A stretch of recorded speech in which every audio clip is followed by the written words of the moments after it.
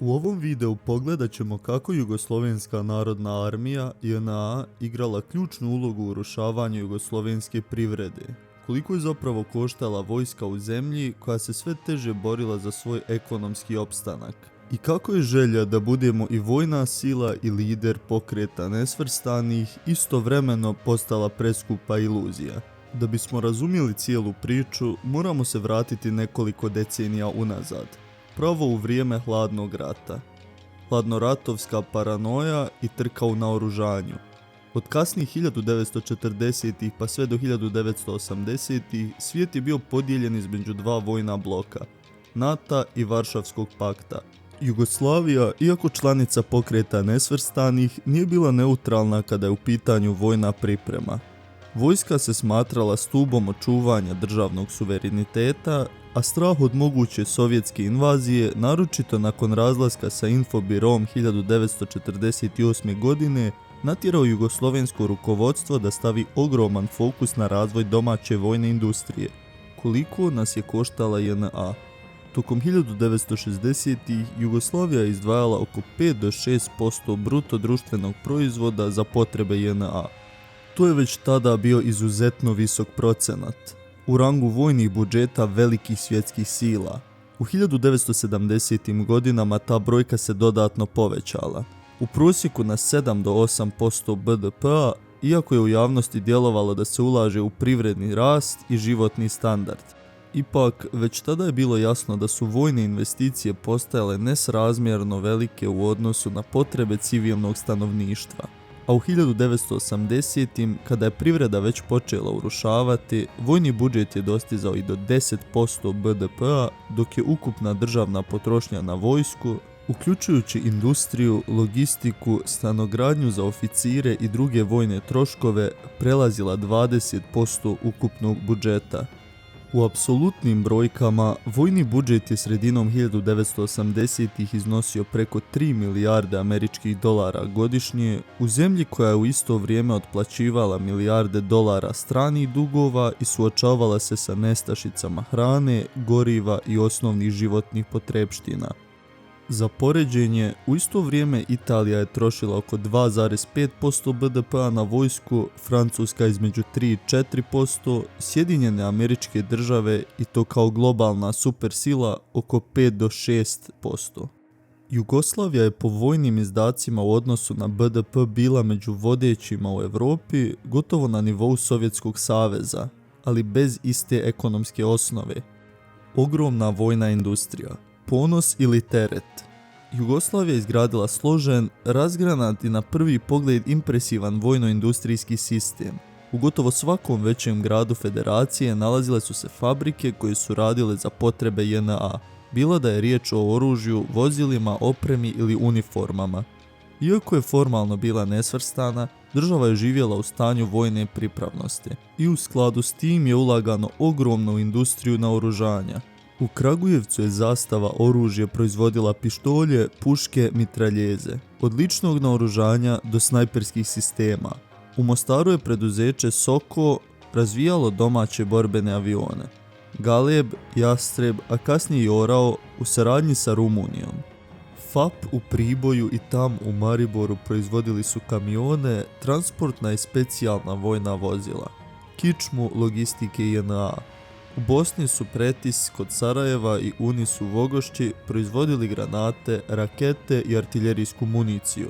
Fabrike Sloboda u Čačku i Prva Iskra u Bariču pravile su eksploziv i dijelove za minsko-eksplozivna sredstva, ali vojna industrija Jugoslavije nije bila samo čelik i barut. Ogromnu ulogu imala je i tekstilna industrija koja je proizvodila uniforme, šlemove, čizme, šatore i drugu opremu. U Varaždinu je Varteks šio uniforme za različite rodove vojske, dok su se u Makedoniji i Bosni i Hercegovini proizvodila zaštitna odjeća i obuća. Između ostalog u firmama poput Jumko i pamučna industrija Leskovac. U Sloveniji su se pravile vreće za spavanje, šatori i prekrivači za terensku opremu. U Zagrebu je TŽV Gredelj proizvodio vojne željezničke vagone i logistička vozila, dok je u Slavonskom Brodu Đuro Đaković bio jedan od ključnih stubova cijelog sistema. Tamo su se pravila oklopna vozila, topovski sistemi, minobacači i najprestižniji projekat, glavni borbeni tank M84, licencirana verzija sovjetskog T-72 prilagođena domaćoj proizvodnji. Taj tank bio je simbol samostalnosti vojnog kompleksa, ali i jedan od njegovih najskupljih i dugoročno neodrživih poduhvata. Do kraja 1980-ih više od 1300 preduzeća bilo je direktno povezano s vojnom proizvodnjom. U obrambenoj industriji radilo je preko 200.000 ljudi, a ako se uračunaju svi u logistici, snabdevanju i transportu, ta brojka se penje na gotovo 500.000. Ali tu je ležao i najveći problem. Taj sistem nije bio građen za tržište, već za unutrašnju potrošnju. Skoro sve što se proizvodilo završavalo je u JNA, a izvoz, uglavnom ograničen na nesvrstane zemlje, nije bio dovoljan da donese stabilan priliv deviza.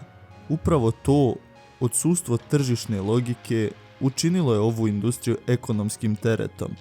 Kada je došao trenutak da se bira između ulaganja u zdravstvo, obrazovanje ili energetsku nezavisnost, novac je i dalje odlazio u proizvodnju oružja koje više niko nije kupovao. Industrija koja je nekada bila izvor ponosa i dokaz tehnološke sposobnosti države pretvorila se u monument ideološke zaslijepljenosti. A stvarna slika bila je još složenija, jer Jugoslavija nije gradila taj vojni kompleks sama.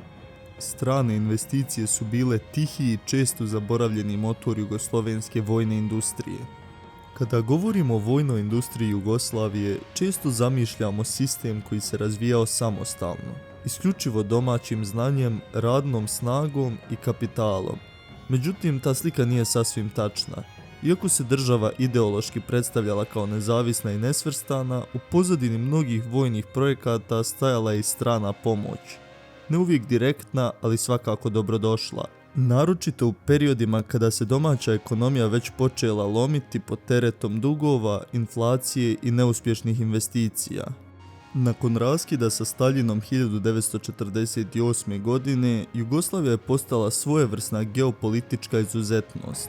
Socijalistička država koja je odbila i istočni i zapadni blok, ali je istovremeno sarađivala sa oba.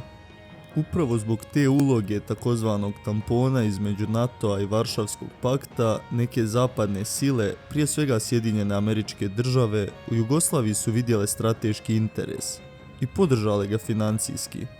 Još 50. godina Jugoslavija je primala značajnu američku pomoć kroz program Mutual Security Act. Razvojne i vojne pomoći koje su zvanično bile predstavljene kao civilne, ali su često uključivale i tehnologije sa dvostrukom namjenom.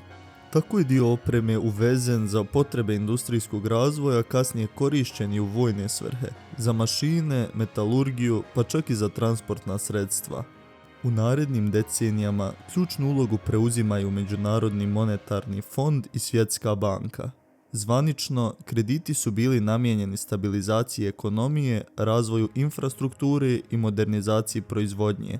U praksi, dio tih sredstava često je zaobilazio civilni sektor i završavao u projektima kao što su širenje fabrika vojnih kamiona, aviona i oružja, svega onoga što je hranilo JNA. Tokom 1970. i 80. dodatnu važnu ulogu imale su i arapske zemlje, prije svega Libija, Irak i Alžir, koji su bile redovne mušterije jugoslovenskog oružja. Kada je Jugoslavija tim državama prodala avione Galeb, topove, artiljeriju i minobacače, plaćanja su često stizala unaprijed. Ta sredstva su se koristila za dalju proizvodnju i pokrivanje budžetskih rupa. Ali saradnja sa Irakom nije se zaustavila samo na prodaju oružja. Jugoslavija je bila prisutna i fizički. Hiljade jugoslovenskih radnika, inženjera i građevinaca odlazilo je da radi u Iraku. Gradili su vojne baze, aerodrome i infrastrukturu, često direktno za potrebe Sadamovog režima. Odnosi dvije zemlje bili su tijesni. Iračka vlast je cijenila jugoslovensko tehničko znanje i političku neutralnost, a Jugoslavija je u tome vidjela izvor deviza i šansu za izvoz radne snage. Ova vrsta izvoza, ljudi a ne samo mašina, bila je ključna. Omogućavala je priliv sredstava koji su u domaćim uslovima postajala sve teže dostupna. Neki projekti poput tenka M84 ili razvoja novih aviona imali su i međunarodne komponente. Sarađivalo se sa britanskim, francuskim pa čak i italijanskim firmama. Iako nije uvijek jasno ko je tačno financirao te poduhvate, jasno je da Jugoslavija nije sve to gradila sama. Problem je bio u tome što su projekti, iako djelimično međunarodno podržani, nisu imali dugoročnu ekonomsku održivost. U zemlji u kojoj su osnovne životne namirnice postajale luksuz, ulaganja u tenkove, mlaznjake i vojnu logistiku bila su politička odluka, a ne ekonomski racionalna. Iako su strani krediti omogućavali opstanak vojne proizvodnje, dugove zbog njih su i dalje vraćali obični građani, kroz inflaciju, štednju, mjere štednje i prazne prodavnice. Jugoslavija je tako postala primjer zemlje koja je strani kapital koristila za jačanje vojne moći, a ne za poboljšanje životnog standarda svog naroda. Kada je taj kapital presušio, sistem je počeo da puca po šavovima.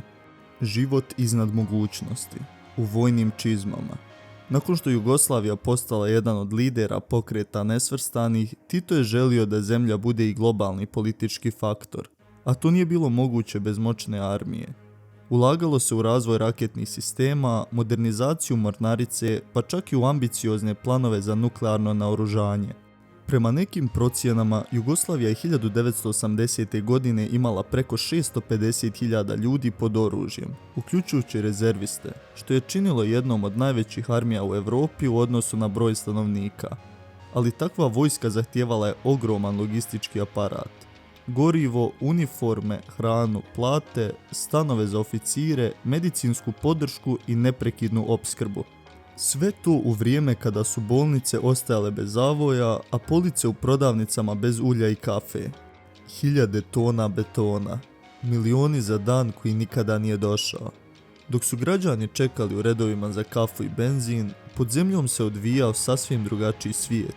Svijet betonskih kolosa, skrivenih komandnih centara i objekata namijenjenih za dan D. Jugoslavija je pod utjecajem hladnoratovske paranoje i sopstvenih trauma iz Drugog svjetskog rata izgradila stotine vojnih bunkera, skloništa i podzemnih kompleksa. Ovi objekti gutali su ogroman novac. Utvrđenja od armiranog betona, projektovana da izdrže i atomski udar, a istovremeno u uslovima ekonomske krize postajali su sve očiglednije neproduktivni. Većina njih nikada nije ni upotrijebljena u stvarne vojne svrhe. Neki od najpoznatijih primjera uključuju ARK, atomska radna komanda, Konjicu, prostor od 6500 kvadratnih metara sa sopstvenim sistemima za struju, vodu i filtraciju vazduha skriven duboko ispod planine u blizini Konjica. Bio je namijenjen najvišem političkom i vojnom vrhu u slučaju nuklearnog rata. Građen je u strogoj tajnosti od 1953. do 1979. godine, a ukupni trošak procjenjuje se na 4,6 milijardi dolara u današnjoj vrijednosti. Željava, podzemna vazdušna baza, jedna od najvećih podzemnih vojnih baza u Europi, ukopana u planinu Plješevicu sa zadatkom da štiti i opslužuje flotu lovaca MiG-21. Imala je kilometarske tunele, skladišta, radarske sisteme i poletno-sletne staze otporne na bombardovanje. Na vrhu Plješevice nalazio se i tajni radarski centar Gola Plješevica, poznati kao Oči Željave, povezan direktno sa bazom. Danas je sve to napušteno i opasno zbog mina. Objekat Gola planina. Tajni komandni kompleks JNA zamišljen kao odbrambeni centar južnog krila zemlje. Građen je sa visokom otpornošću na vazdušne udarce i sopstvenom logistikom za vanredne situacije. O njemu se i dalje zna vrlo malo, jer se nalazi pod kontrolom vojske Srbije. Komandni objekat Veliki Žep, Han Pijesak. Bunker koji je u početku služio JNA, a tokom rata postao glavni štab Ratka Mladića. Sastojao se od podzemnih prostorija, komunikacionih centara i komandnih bunkera za visoko vojno rukovodstvo. Danas je djelimično uništen, ali ostaje simbol vojne moći i kasnijih zločina. Objekti pod Kočevskim rogom i kod Crne na Koroškom. Korišćeni su za zaštitu artiljerijskih jedinica i vojne komunikacione infrastrukture. Bili su dio razgranate mreže bunkera po Sloveniji, često sakriveni u šumama i planinama. Ukupno je u SFRJ izgrađeno preko 30.000 vojnih bunkera i skloništa, ako računamo i manje objekte za rezerviste, skladišta municije i mobilne komandne centre. Ironija je u tome što se danas mnogi od tih objekata koriste kao turističke atrakcije, dok drugi polako propadaju. Simboli jednog sistema koji je više ulagao pod zemlju nego u budućnost na površini. Kako je JNA učestvovala u ekonomskoj krizi? Postojala su 3 ključna načina kako Jugoslovenska narodna armija doprinijela ekonomskoj propasti. Direktno prekomjerno trošenje. Svaki dinar uložen u tank nije otišao u modernizaciju industrije, infrastrukture ili proizvodnje.